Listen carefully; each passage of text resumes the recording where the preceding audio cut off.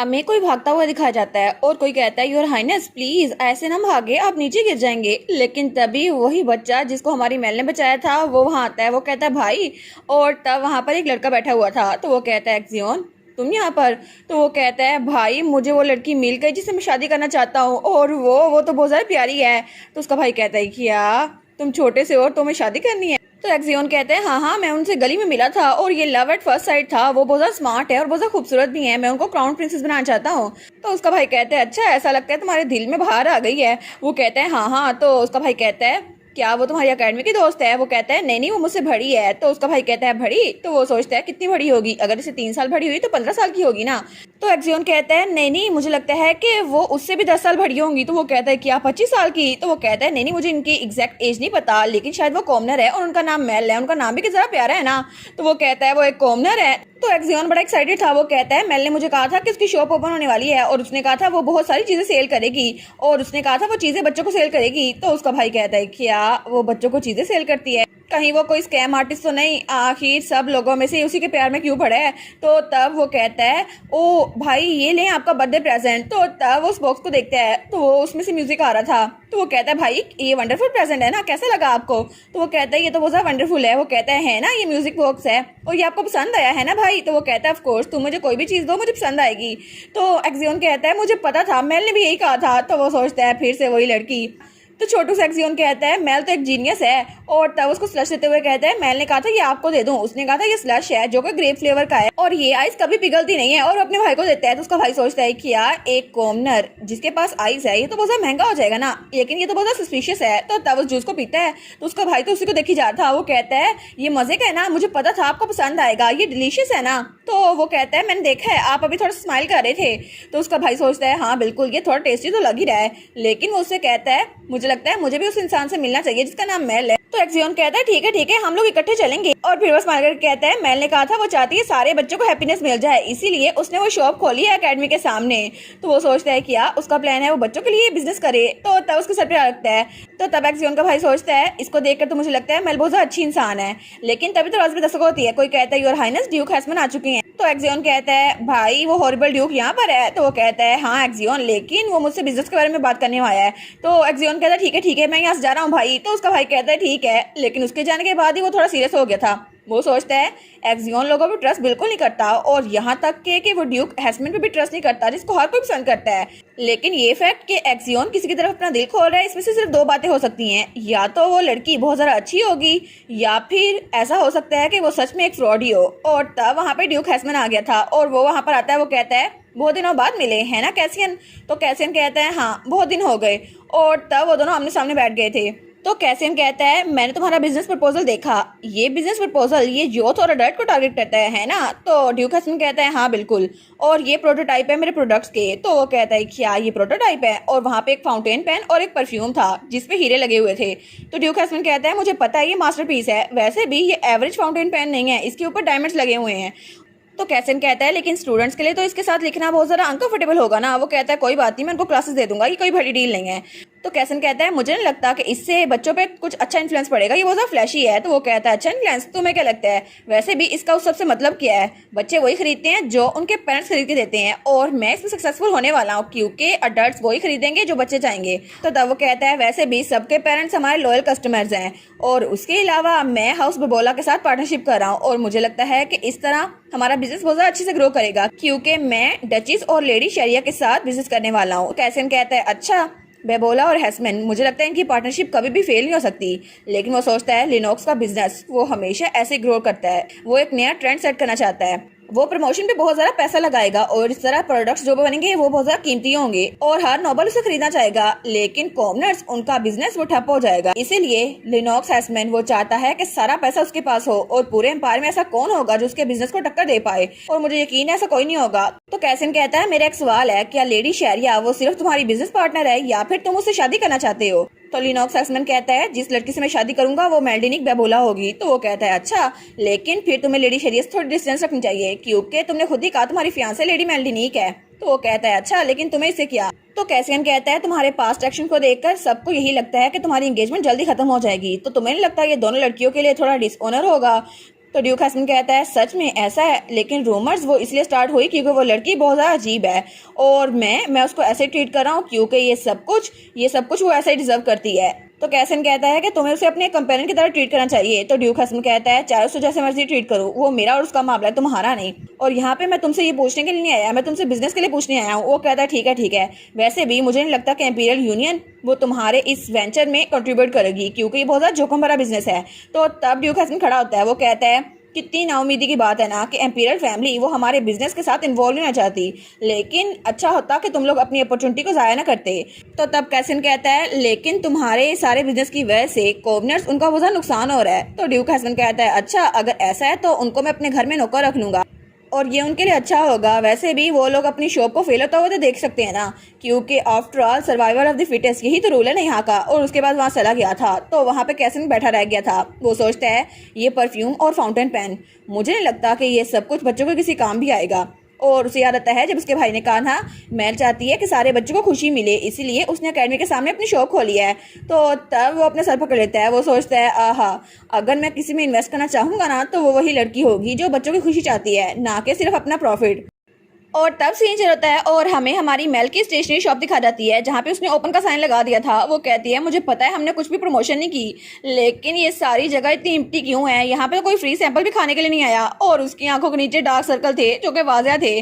तो वहाँ पे डोमिनिक आता है, वो कहता है ऐसा लगता है कि बच्चों के आने का भी टाइम नहीं हुआ। और डोमिनिक उसकी आंखों के नीचे भी हल्के थे। वो कहती है डोमिनिक तुम्हें देख के मुझे लग रहा है कि हम दोनों पूरी रात जागते रहे इसलिए हम लोग बिल्कुल पांडा बन गए हैं। तो वो कहता है अच्छा लेकिन क्या तुमने अपने नए प्रोडक्ट के लिए आइडिया सोचे। वो कहती है हाँ मैंने सोच लिए, मैं चाहती हूँ कि हम लोग बियर कैंडी बनाएं। वो कहता है बियर कैंडी वो क्या होती है। वो कहती है गौर से सुनो मेरी बात डोमिनिक, बच्चे देखते हैं और सीखते हैं, क्योंकि तुम्हें पता है ना कि बच्चे बड़ों को बियर पीते हुए देखते हैं लेकिन बच्चे वो नहीं पी सकते क्योंकि बच्चों को ड्रिंक करना अलाउ नहीं है। लेकिन मैं दो तरह की बियर कैंडी बनाऊंगी, एक बड़ों के लिए जिसमें सच में बियर होगी और दूसरी बच्चों के लिए जो बियर की तरह दिखती होगी लेकिन असल में उसमें कुछ भी नहीं होगा और वो एक हैंगओवर के तौर पर यूज की जा सकती है। लेकिन वो कहती है इसके लिए हमें सबसे पहले एक सोर्स ढूंढना होगा क्योंकि हमारे पास वैसे भी इतने पैसे नहीं है। तो वो कहता है अच्छा लेकिन अगर यही सब कुछ करना है तो मैं कर सकता हूँ। वो कहती है सच में तुम ये कर सकते हो। वो कहता है हाँ लेकिन इसके लिए मुझे बहुत ज़्यादा इंग्रेडिएंट चाहिए होंगे और बियर भी रेफरेंस के लिए चाहिए होगी और इसके लिए मुझे किसी से तरीका पूछना होगा क्योंकि अल्कोहल के बारे में मुझे कुछ ज़्यादा नहीं पता। तो वो कहता है और इसके अलावा मैं तो प्रैक्टिकल मैजिक में बिगिनर हूँ तो पता नहीं है कामयाब होगा या नहीं। वो कहती है ठीक है। तो फिर मेल कहती है ठीक है तो अभी के लिए हम बियर कैंडी को साइड पे रख देते हैं, अभी हमारे पास जो कैंडीज बनी हुई है ना उसको सेल करने पे फोकस करेंगे, हम पैसे बचाएंगे और इसके बाद लेंगे। तो वो कहता है हाँ ये बिल्कुल ठीक कह रही हो, क्या पता हमारा बिजनेस बिल्कुल सक्सेसफुल हो जाए। वो कहती है हाँ, लेकिन जब दोनों मुड़ के देखते हैं तो वहाँ पे कोई कस्टमर ही नहीं था और दोनों वहीं पे खड़े रह गए थे। तो वो कहती है ठीक है तो मुझे लगता है कि मुझे बाहर जाके बाकी मर्जर्स को वो चीजें बेचनी चाहिए जो बच्चों के लिए मैंने ली है। और तब वहाँ पर कोई लड़की खड़ी थी जो किसी ड्रम को धकेल रही थी और वो लड़की उसकी आंख के पास बहुत ज्यादा चोट लगी हुई थी। तो हमारी सोचती है ये अच्छा आइडिया है, मुझे इसके पास आना चाहिए। तो तभी हमारी हीरोइन हमारी मेलिनी उसके पास आती है, वो कहती है हेलो और वो कैंडी लेकर आती है। वो लड़की कहती है क्या हेलो लेकिन तुम कौन हो। तो वो कहती है वो सामने वाली शॉप देख रही हो ना वो मेरी है, अकेडमी के सामने वाली। वो कहती है अच्छा लेकिन वो बिल्डिंग तो अबंडन थी ना, लेकिन उसने वो कैंडी पकड़ ली थी। वो कहती है अच्छा वो बिल्डिंग तो बहुत ज़्यादा खूबसूरत हो गई है ना। वो कहती है हाँ। तो हमारी मेल कहती है मैंने अभी एक नई स्टेशनरी शॉप खोली है। तो वो लड़की कहती है स्टेशनरी शॉप। वो कहती है हाँ ये जनरल स्टोर होता है लेकिन ये बच्चों के लिए होगा। तो मेलिनी कहती है ये मेरी नई शॉप है। वो कहती है सच में बहुत अच्छा हो गया टाउन में किसी ने नई शॉप नहीं खोली, लेकिन क्या तुम्हें कोई प्रॉब्लम तो नहीं आई। वो कहती है क्या किस तरह की प्रॉब्लम। तो वो लड़की कहती है नहीं कुछ नहीं, मेरा कुछ नहीं मतलब, लेकिन मेरा नाम लिली है। और तब उसे कहती है मैं लेसा पब में एक एम्प्लॉय हूँ। तो हमारी कहती है क्या एक पब, तुमने कहा एक पब। वो कहती है हाँ वो पब यहाँ से थोड़ा दूर है लेकिन अकेडमी के सामने पब बनाना अलाउ नहीं है इसीलिए वो पब थोड़ा सा दूर है। तो हमारी हीरोइन तो उसका हाथ पकड़ लेती है। वो कहती है सच में। तो वो कहती है सच में क्या मैं तुम्हारे पब के ओनर से बात कर सकती हूँ, मुझे उनसे कुछ डिस्कस करना है। तो वो तो बड़ी खुश थी, वो सोचती है बेयर कैंडी के लिए मुझे अल्कोहल चाहिए थी और वो यहाँ से मिल जाएगी है ना। तो लिली कहती है हाँ जरूर, लेकिन मेरी बॉस की हालत थोड़ी अजीब सी है, वो बिल्कुल ठीक नहीं है तो आज उनके लिए मिलना थोड़ा डिफिकल्ट होगा, तुम कल दोपहर के वक्त आ सकती हो, मैं उनसे बात कर लूंगी। तो हमारी हीरोइन थोड़ी देर बाद अपनी शॉप में लौट आई थी। वो सोचती है सच में, लेकिन वो थोड़ा उदास बैठी हुई थी। तो तब वो कहती है डोमिनिक आज मैं किससे मिली जो यहाँ पब में काम करता है। तो वो कहता है सच में, तो तुमने उससे कैंडी बनाने की बात की। वो कहती है नहीं वो तो मैं कल बात करूंगी, आज तो मैंने अपॉइंटमेंट सेट कर ली। तो डोमिनिक कहता है अच्छा फिर तुम्हारा चेहरा ऐसा क्यों बना हुआ है। वो कहती है मैंने सुना था कि वहाँ की ओनर वो पोर हेल्थ में है और वर्कर उसके चेहरे पे ब्रूस था, ऐसा लगता है कि वो लोग किसी प्रॉब्लम में है। वो कहता है अच्छा। तो हमारी मेल कहती है मुझे लगता है कुछ हो रहा है लेकिन मुझे सही से पता नहीं है। और अगले दिन वो पब में पहुंच चुकी थी। तो तब वो मैनेजर उसका प्रपोजल देखती है। वो कहती है ये प्रपोजल तो बहुत अच्छा है और ये बहुत यूनिक अपॉर्चुनिटी है, मैं श्योर हूँ बच्चे इसको पसंद करेंगे। तो हमारी महल कहती है ना ये अच्छा आइडिया, क्या मैं आपको डिटेल में बताऊं? वो कहती है आई एम सॉरी, लेकिन मैंने पहले डिसाइड कर लिया कि इस पब को बंद कर दूंगी। और वो थी लेसा, उस पब की ओनर। तो हमारी कहती है लेकिन क्यों, ये तो अच्छी लोकेशन पे है ना, फिर क्यों? तो तभी वहां पर कोई कहता है ये सब कुछ टैक्सेस की वजह से था। तो हमारी हिरन खड़ी होती है, तो वहां पे लिली खड़ी हुई थी। वो कहती है लिली, लेकिन इसका क्या मतलब है? तो लिली कहती है यहाँ पे एक ग्रुप है जो कि क्रिम्सन कल्ट ग्रुप है, वो यहाँ पर आता है और हमसे टैक्स इकट्ठा करता है, लेकिन अगर कोई मना करे तो वो उनको मारने लग जाता है। और ये सब कुछ हमारे साथ होता आ रहा है, इसी वजह से यहाँ पे कोई भी उनके खिलाफ खड़ा नहीं होता। और हमने तो सुना है कि कोई हाई रैंकिंग ऑफिशियल वो भी उनको स्पॉन्सर कर रहा है और वो बहुत स्ट्रॉन्ग है, उनको तो मैजिक भी यूज करना आता है, हम तो उनके लिए कोई मैच ही नहीं है। और वो बास्टर्ड तुम्हें ढूंढने के लिए भी आ जाएंगे महल। तो महल कहती है लेकिन, तो तभी दरवाजे की दस्तक होती है, कोई कहता है दरवाजा खोलो। मैंने कहा ना अभी दरवाजा खोलो। तो हमारी महल कहती है क्या ये आवाज? तो लिली कहती है ये वही है। तो वो पब की ओनर कहती है तुम दोनों जल्दी करो, छुप जाओ। तो तब वो ओनर कहती है मैं पब को क्लोज कर रही हूँ तो मैं ठीक रहूंगी, लेकिन तुम दोनों को छुप जाना चाहिए, चाहे कुछ भी हो जाए तुम दोनों बाहर ना आना।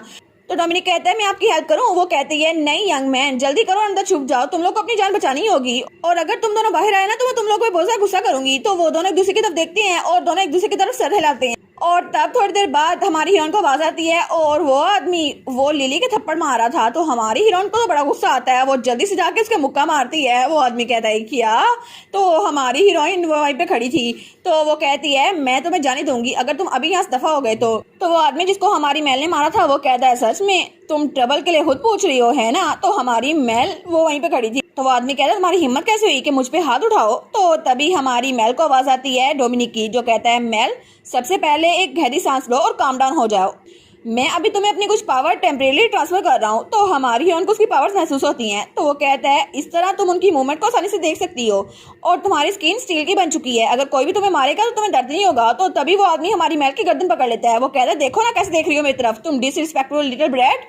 तो हमारी महल वो सोचती है सच में दर्द नहीं हो रहा। तो आदमी कहता है अभी मैं तुम्हारी गर्दन को तोड़ सकता हूँ अगर मैं चाहूँ तो मेलिनी को उसका हाथ पकड़ती है और कहती है फिर तुम ट्राई क्यों नहीं करते? और तब उसको नीचे फेंक देती है और सब लोग उसको देखी जा रहे थे। तो हमारी सोचती है आई वंडर के डोमिनिक की पावर की जरा स्ट्रॉन्ग है। तो वो कहती है ठीक है, तो तुम सब के सब क्रिम्सन कल्ट पायलट हो ना, तो चलो देखती हूँ कि तुम सब में कितना दम है। और सब लोग उसके इर्द गिर्द जमा थे। वो कहती है पता कराने का यही टाइम है कि तुम लोग कितने ताकतवर हो।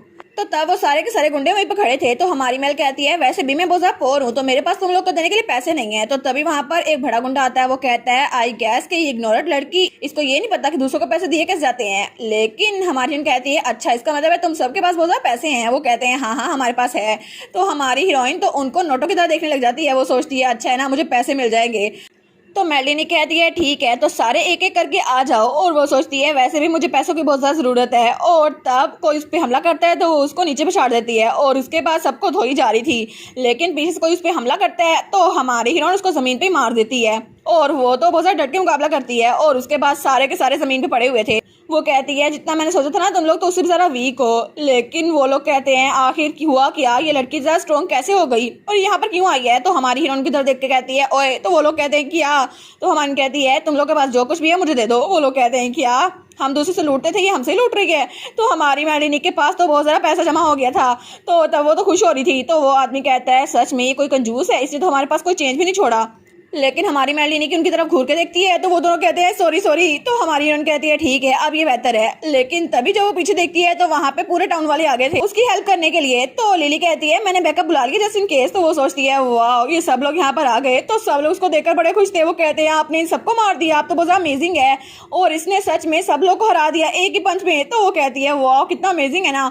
तो दूसरी लड़की कहती है मैंने देखा था इसने 17 लोगों को अपने आप मार दिया, मैंने भी देखा था। तो हमारी सोचती है 17 नहीं 8 लोग थे बस। तो तब वो सारे के सारे बड़े खुश थे कि अब हमारे पास जस्टिस के लिए कोई आ गया है, इसने सबको हरा दिया है। तो दूसरी तरफ कोई कह रहा था एक लड़की जिसने क्रिम्सन कल्ट को खुद हरा दिया है, इसने तो सबको हरा दिया, अब हम लोग बिल्कुल सेफ हैं। तो तभी वहाँ पे पीछे डोमिनिक आता है, उसको कोट देता है। वो कहता है गुड वर्क लेडी मेल। तो सारे कहते हैं मुझे पहले ही पता था कि ये बहुत इंपॉर्टेंट लड़की है। तो वो सोचती है सच में ये सारे इतनी फॉर्मली बात क्यों करें और ये एटमोस्फेयर ऐसा क्यों बन गया। तभी वहां पर कोई आता है। वो कहता है आपने ये सब कुछ इसलिए किया क्योंकि आपको सेंस ऑफ ड्यूटी थी। वो कहती है नहीं ये तो कोइंसिडेंस था, मैं बहुत थक गई हूँ, मेरे हाथ भी दर्द कर रहे हैं। लेकिन वो उसे कहती है आपका बैच, क्या आप एक रिपोर्टर हैं? वो कहता है हाँ मैं एक रिपोर्टर हूँ। तो वो कहती है ये मेरा चांस है। वो कहती है प्लीज आप मेरी स्टेशनरी शॉप को प्रमोट कर सकते हैं और ये एक जनरल स्टोर है लेकिन मैं अकेडमी के सामने खोल रही हूँ। वो कहता है क्या एक जनरल स्टोर?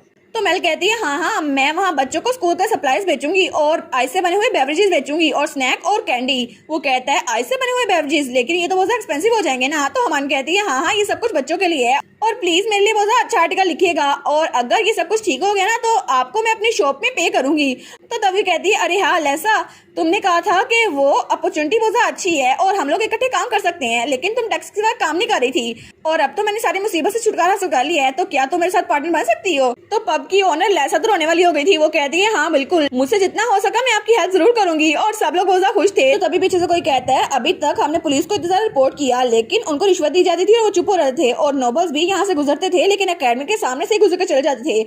उन्होंने इस एरिया को देखा भी, लेकिन इसको अबंडन जोन करार दे दिया और हम सबको इग्नोर कर दिया। लेकिन एक लड़की यहाँ पर खुद आई है और इसने इन सब से छुटकारा हासिल कर लिया है। सच में ये लड़की तो बहुत अच्छी है। और वो रिपोर्टर सोचता है एक लड़की जिसने सेंस ऑफ कॉलिंग को किया एक रिपोर्टर के तौर पर, और मैं इसके बारे में बहुत अच्छी स्टोरी लिखूंगा। तो वो पूरा इरादा कर लेता है। वो कहता है ये तो सच में बहुत एक्सक्लूसिव स्टोरी है, ये तो मैं कल के न्यूज़पेपर में छापूंगा, ये तो फ्रंट लाइन में होगा। और इसी के साथ ये वाला पार्ट यहीं पर ख़त्म। तो आप लोग बताइएगा आप लोग को ये पार्ट कैसा लगा, और वीडियो को लाइक और चैनल को सब्सक्राइब लाजमी कीजिएगा। बाकी वीडियोस का लिंक भी स्क्रीन पर नज़र आ रहा होगा, तो काइंडली उनको भी चेकआउट कर ले। और thank you so much for watching my videos. Stay safe, bye bye.